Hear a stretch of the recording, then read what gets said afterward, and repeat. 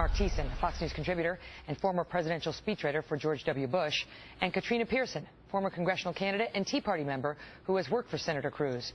So let me start with you on it, Mark. That when Barack Obama announced he was running, I mean, the Washington Post, they were so excited. They talked about how no matter what your political leanings are, you're likely to feel at least a twinge of excitement about him.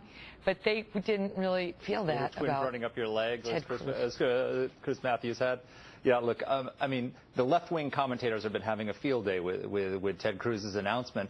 But it's not just the commentators. It's the straight reporting news media. Let me read you what the New York Times said about Ted Cruz's announcement. This is how they reported it. Mr. Cruz, a first-term senator, is seen by Republicans and Democrats alike as a divisive figure. His tenure in Washington has been marked by accusations of demagoguery. That's the news story.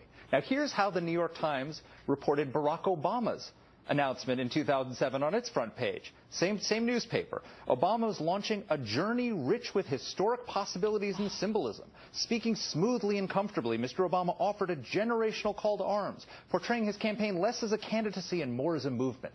These guys are very similar in a lot of ways, but the embrace of the mainstream media hasn't been the same. If you listen for the audio tape to that New York Times story, it ended with "Hail to the Chief," which was really like the 1-2 punch.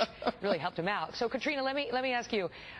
You would think that a publication like the Times would be celebrating. I mean, he would be the first Latino president ever, the same as Barack Obama was the first black president ever. And I don't really feel that when I read the coverage. No, there is hypocrisy, but first let me say I never worked for the senator, but I have been one of his big volunteers since the beginning.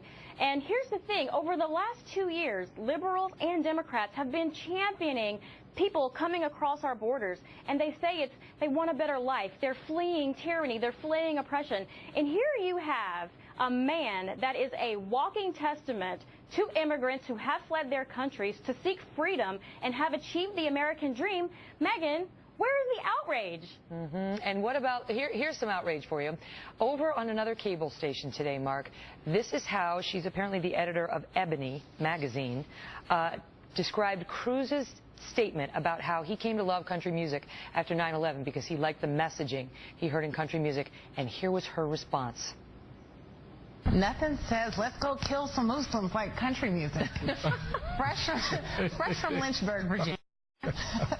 Someone who obviously does not want to be a polarizing candidate and wants to bring people together. Obviously. I mean, really? Country, I mean, that's absurd. Something's absurd, all right. So absurd that that network then had to come on the air a couple breaks later and apologize for her remarks, which I have yet to see her do. I think more people just saw it now when you broadcasted it than when it was originally broadcast. But look, I mean, liberal attacks like this help Ted Cruz. I mean, America hates Washington, and Washington hates Ted Cruz. So that's not going to hurt him in any way to have MSNBC commentators attacking him. The difference, though, that he has to contend with is that, unlike Barack Obama, he's taking friendly fire. A lot of the criticism of him is coming from the right. It's one thing to have the Washington Post and the New York Times editorial page criticizing you. It's another thing to have the Wall Street Journal editorial page saying that you're a polarizing figure, but you know, and they Katrina, call them an the response opportunist. to that is that those are mainstream sort of yesteryear Republicans and not true conservatives. Yeah, you know, the Wall Street Journal were the original insurgents. They were the ones who backed Ronald Reagan and supply-side economics against the GOP establishment. Hold on, Mark. I need to get Katrina in. Sure.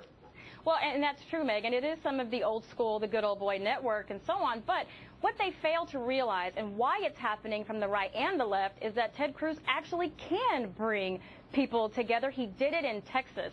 I was with him in the beginning when he was negative in the polls and told, you guys are working for a candidate. It's never going to happen. And guess what? We went out there and he went and talked to the American public, bypassing the mainstream media as well as the establishment. And the senator can sell freedom, and freedom is a winning message. And once again, you could cue a little song here. Great to see you both. Thank you for being here. Thanks, Megan. The other